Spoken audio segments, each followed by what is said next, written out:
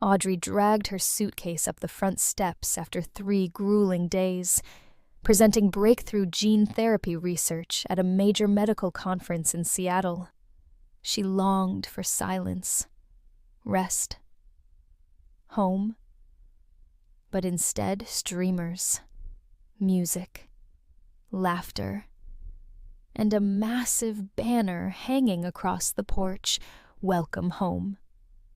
The family has officially moved in. She wasn't invited. No one told her. No one asked. And worst of all, Audrey wasn't even included in the family they were celebrating. Have you ever felt like a stranger in your own home? Like your presence didn't matter to the people who should love you most? Like comment and subscribe if you've been there too. Audrey is a brilliant immunologist, recently gaining national attention for her work on gene therapy in rare autoimmune disorders. She lives in Portland with her aging mother and her younger sister Clara. At least that's how it's supposed to be.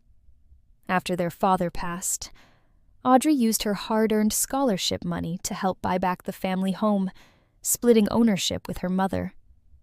She thought she was building something stable for all of them. But Clara is nothing like Audrey.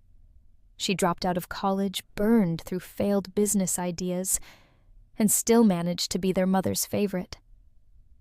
Audrey, meanwhile, was always too cold, too intense, too much. Now returning from a defining moment in her career, Audrey finds her home turned into a celebration for everyone but her. Something's off. The music is too loud. The fridge is empty. There are toys in the hallway. This isn't just a party. It's a takeover. And Audrey's about to discover she was never part of the plan. Why would a daughter who gave up everything for her family suddenly become the outsider in her own home? Audrey had always been the serious one. Too quiet, too logical, too focused for a family that valued warmth, chatter, and emotional closeness over structure and facts. As a child, while other kids played outside, Audrey buried herself in books about biology and genetics. She didn't go to prom. She skipped parties. Instead, she won science fairs and spent her summers in research labs. Her mother, Linda, used to smile tightly and tell people Audrey's the smart one. Clara's the heart.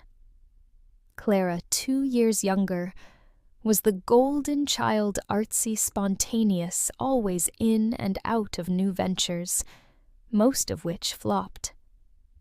She never kept a job longer than a year. Still, she had a talent for drawing people in, with her charm, and a skill for ducking responsibility when things went wrong. When their father died suddenly of a heart attack, Audrey was only 24. She had just finished grad school, broke but determined. Linda was overwhelmed with grief and debt. Audrey stepped up. She cashed out what little savings she had from scholarships and fellowships and used it as a down payment to help buy back the family house, which had nearly gone into foreclosure. It was agreed the house would be co-owned. Audrey would have the back unit a private entrance and office space, while Linda and Clara shared the main part. But over the years, things shifted. Audrey became more successful grants papers, research breakthroughs. Yet the more she achieved, the more alienated she felt. Her victories were brushed off as overcomplicating things, or just academic stuff. Meanwhile, every time Clara failed, their mother circled the wagons, making excuses and offering unconditional support. The real tension came to a head when Clara's boutique candle business folded after 6 months, and she moved temporarily back into the main house. "Just until I figure things out," she said. That was 2 years ago. Audrey started noticing her space being used without permission. Towels missing refrigerator. Half-empty her office door unlocked. When she confronted her mom, Linda would wave her off. It's just Clara grabbing a snack. Or worse. You're being territorial again. It wasn't about snacks. It was about boundaries and the fact that somehow Audrey was always the one expected to sacrifice. She tried not to resent them. She really did, but it hurt how the same people she'd saved from losing their home could so easily treat her like a tenant instead of family. When she left for the Seattle conference, she reminded her mother not to enter her unit. She even locked the office where she stored sensitive research files. None of it mattered, because when she returned, the locks had been picked, the space violated, and a celebration was in full swing for a family she clearly no longer belonged to. It was becoming clear this wasn't a misunderstanding. It was a message. And Audrey was finally ready to send it. Audrey didn't sleep that night. She sat in her office, what was left of it, with a notebook in her lap, her mind racing faster than she could write.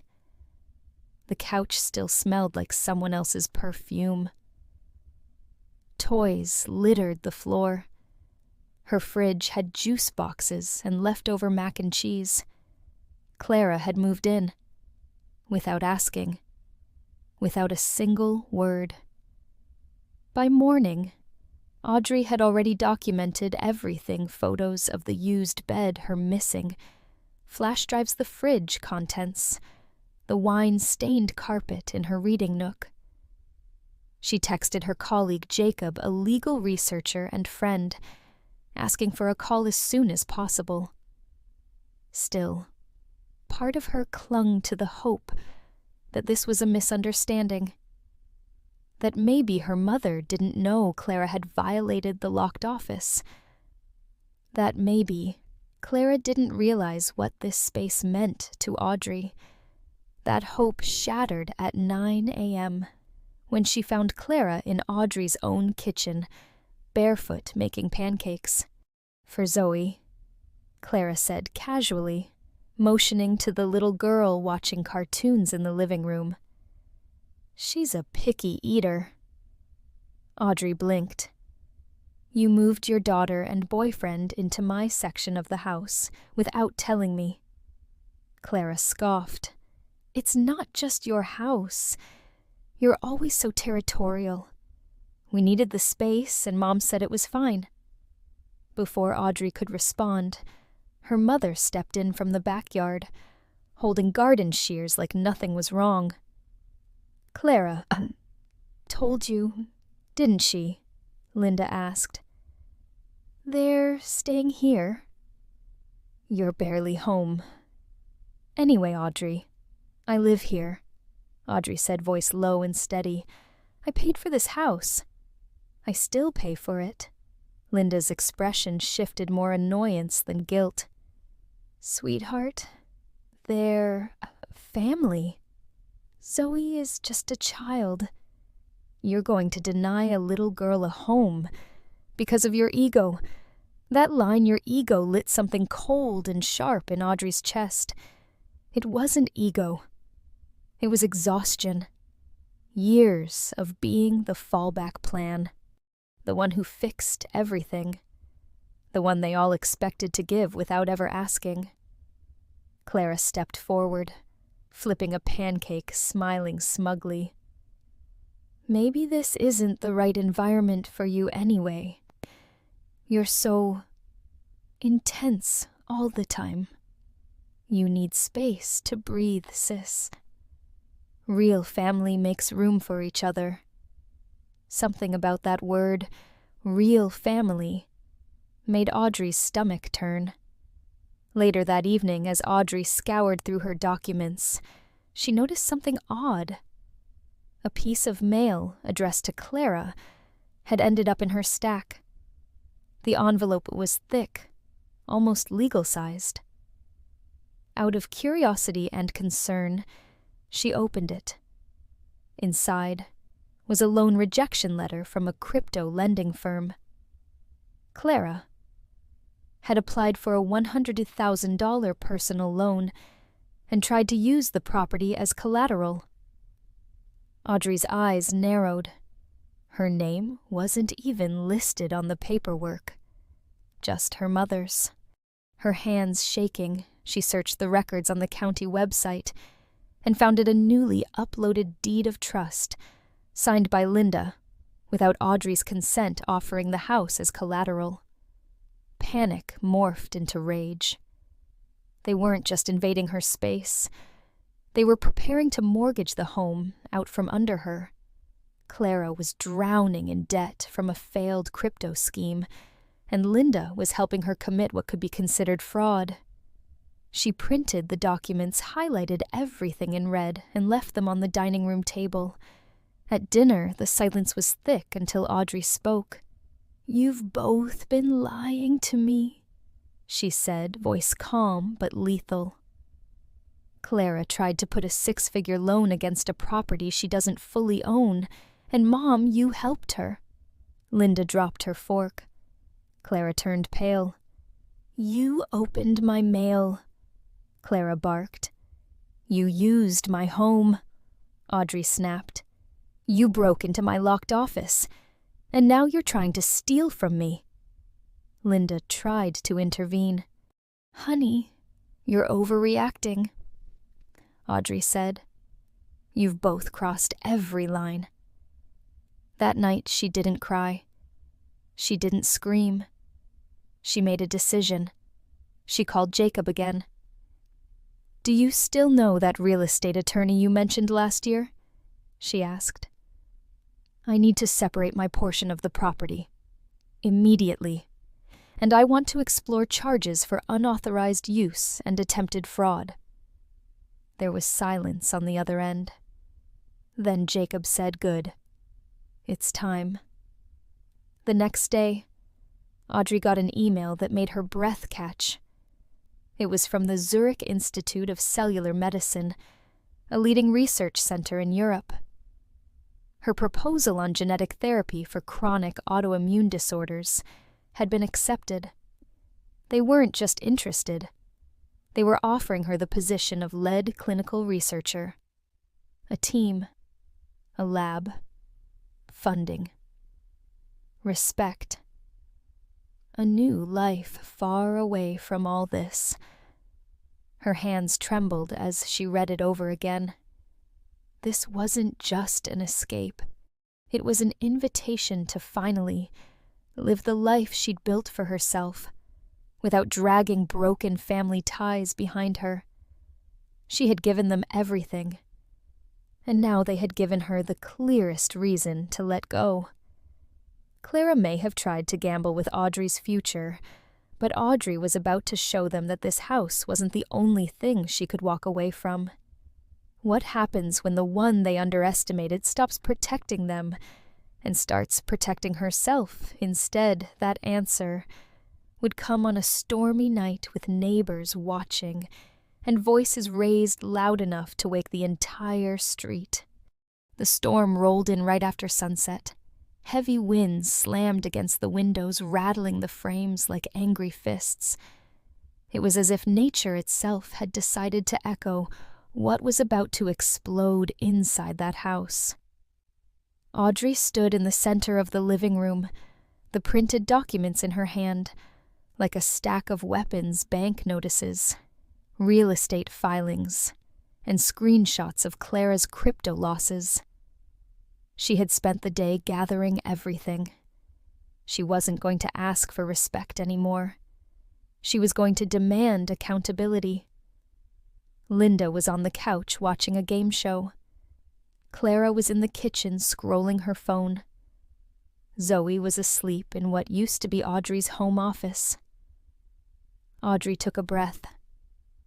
"We need to talk. Now." Clara rolled her eyes. "Not now, Audrey. I've had a long day." "Oh, I'm sure you have," Audrey said. Did you make any progress on repaying the $38,000 you lost in Ethereum derivatives? The color drained from Clara's face. Linda sat up straighter. The air shifted instantly thick with tension. I said we need to talk. Audrey repeated, her voice sharper now. Because what you've done is not just selfish. It's criminal. She dropped the papers onto the coffee table like a gavel. You tried to use my property to secure a loan. You forged a document. Or at the very least, you pressured Mom into signing something she had no authority to sign. Linda jumped in defensive. I didn't know what I was signing. Clara just said it was paperwork for her business. That's not an excuse. Audrey snapped. You didn't even read it. You offered up my home as collateral, without telling me. Clara threw her phone down. It's just a loan. It didn't go through anyway. Why are you acting like we robbed a bank? Because you might as well have, Audrey said. Her voice cracked. This isn't a guest room. This isn't a donation. This is my life's work. Every grant, every sleepless night, every dollar I earned I put into this home. And you treated it like some charity handout you could flip for cash. Linda stood, eyes glossy. We are your family, Audrey.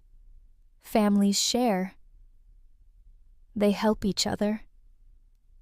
Audrey looked at Abhitiower. Her mother really looked and saw the truth she'd refused to face for years. No, she said quietly. Families don't use each other.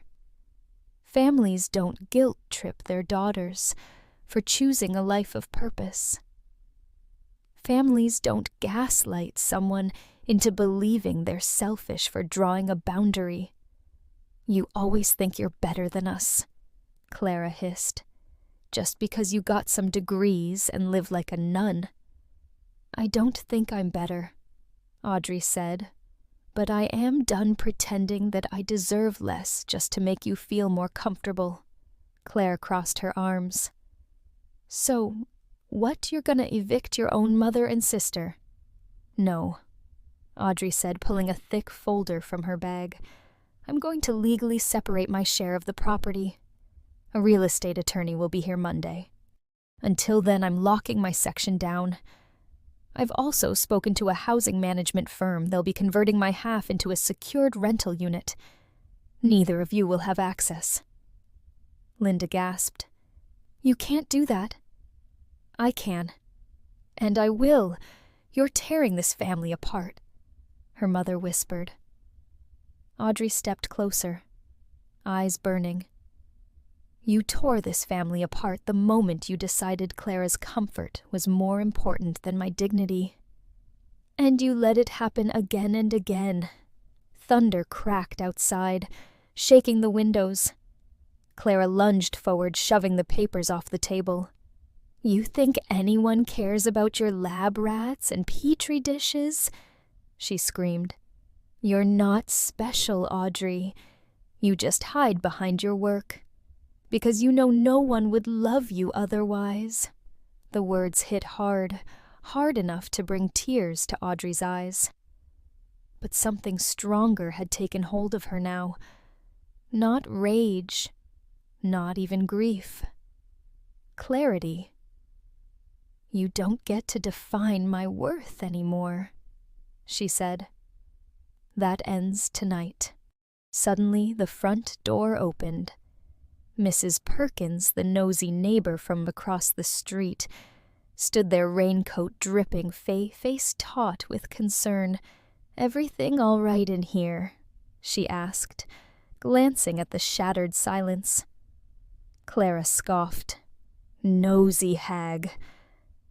Audrey stepped forward. Actually, Mrs. Perkins, thank you for coming. I was just informing my family that I've retained legal counsel. There will be a formal notice delivered on Monday. I'll also be upgrading the locks tonight.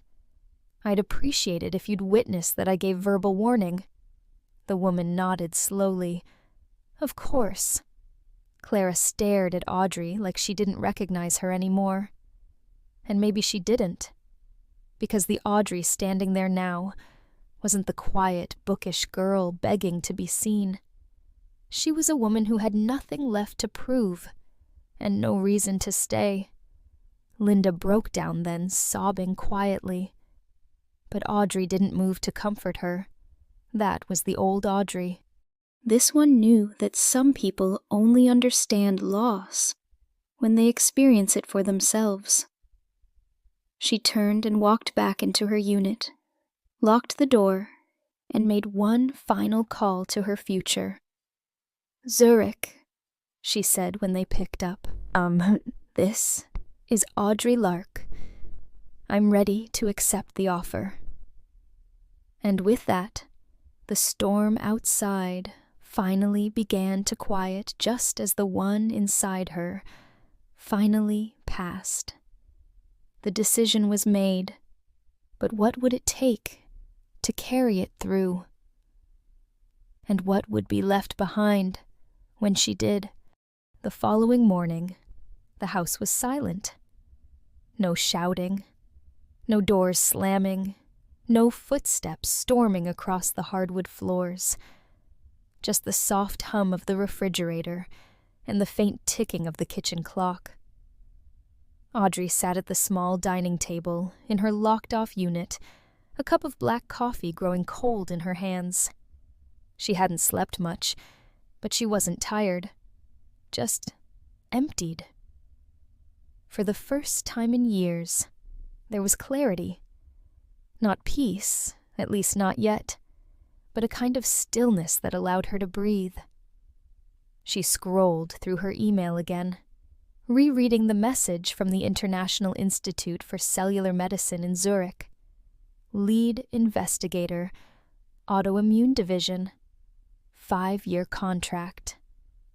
Relocation assistance, full creative freedom. It wasn't just a job. It was a new life. But still, a small part of her hesitated.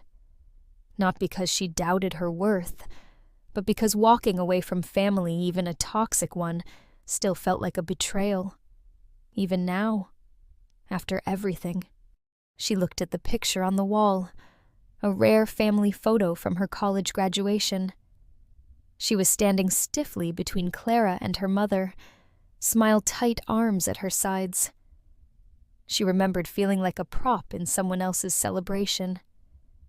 A knock at the back door broke her trance. It was Mrs. Perkins holding a small Tupperware and wearing a cardigan with embroidered cardinals. "I figured you could use something warm," she said, holding out a container of chicken stew. Audrey blinked, surprised. "That's very kind of you. I heard it all," Mrs. Perkins said gently. "I wasn't eavesdropping, but walls are thin. You did the right thing." Audrey nodded, biting the inside of her cheek. "I've lived across from your family for 20 years, Mrs. Perkins continued, lowering herself into a chair across from Audrey. "I've seen you come and go. Quiet, respectful. Always rushing somewhere important, but always alone." "I didn't want to be," Audrey said softly. "I just never felt like I belonged." Mrs. Perkins gave a half-smile. "Sweetheart, some people only love you when you're useful to them. That's not belonging. That's bondage." Audrey looked down, her eyes stinging. "You have a gift," the older woman said. "Don't let people who fear your light convince you to dim it." Audrey took a deep breath. Something inside her clicked into place. It wasn't about revenge. It wasn't about making Clara or her mother understand what they'd done. It was about releasing herself from the need to be understood, accepted, or forgiven. She opened her laptop, found the contract from Zurich, and clicked accept. Then she pulled up her property files and sent the formal request to the real estate firm to convert her unit into a high-end secured rental with a long-term lease agreement. She chose the strictest access controls. Her section would be locked guarded and off-limits. Next, she called her lawyer. Move forward with the legal separation of assets, she said calmly, and file the paperwork to prevent any future claims against my share. There was no trembling in her voice, no second-guessing, just a quiet, steady certainty. She stood up, moved to the closet, and pulled out her suitcase. It was time, not to escape, but to rise. Not to prove anyone wrong, but to live fully on her own terms. As she zipped up the bag, her phone buzzed. A text from Clara. Can't believe you're doing this. You'll regret it one day. Audrey stared at it for a moment. Then she deleted it. Some people never change, but she had. As Audrey prepared to leave it all behind, what would happen to those who once controlled her? Through guilt and fear? Within 2 weeks, Audrey was gone. She boarded a flight to Zurich with nothing but 2 suitcases, her research notes, and a quiet resolve. As the plane ascended, so did she, leaving behind not just a house, but the warped expectations and emotional debts that had long weighed her down. Back in Portland, reality hit hard. Audrey's portion of the home was converted into a luxury rental suite, complete with private access codes, surveillance cameras, and a full-time property manager. Neither Clara nor their mother could set foot past the reinforced door without triggering legal consequences. The utilities were separated. The mortgage, once covered by Audrey's steady income, now fell squarely on Clara and their mother, both of whom had no means to keep up with the costs. The bank flagged the illegal mortgage document Clara had pushed their mother to sign. Legal notices soon followed. Clara's crypto scheme collapsed shortly after. Without collateral, her loan application was denied. Creditors began circling. Her boyfriend left her, and with nowhere else to go, she was forced to move back into her mother's cramped half of the house, with a screaming toddler and a pile of regrets. For the first time, the dynamic shifted. The daughter, once called cold and selfish, was now the one holding all the power, and she chose not to use it to destroy, but simply to protect herself. No contact, no drama, just distance. But even thousands of miles away, could Audrey ever truly be free of the weight her family once placed on her shoulders? From her apartment overlooking Lake Zurich, Audrey watched the morning mist lift gently off the water. The city was quiet, the sky a soft canvas of pale blue, and for the first time in years her mind was silent too. There were no slammed doors, no guilt-laced comments, no tiptoeing around someone else's chaos. Just her, and a life she had chosen, not one she was pressured to accept. She still thought of them sometimes, not with anger, not even with sorrow. Just acceptance. Not every family is a safe place. Not every mother loves fairly, and not every sister tells the truth. But healing isn't about making them change. It's about choosing your own peace, even if it means walking alone. Audrey had once believed that being strong meant enduring pain in silence. Now, she knew better. True strength was saying enough. She didn't lose a family. She let go of a lie. And in doing so, she finally found her freedom. If this story spoke to you, share it. Or tell us your own. Because somewhere out there, another heart might be waiting for permission to walk away and begin again.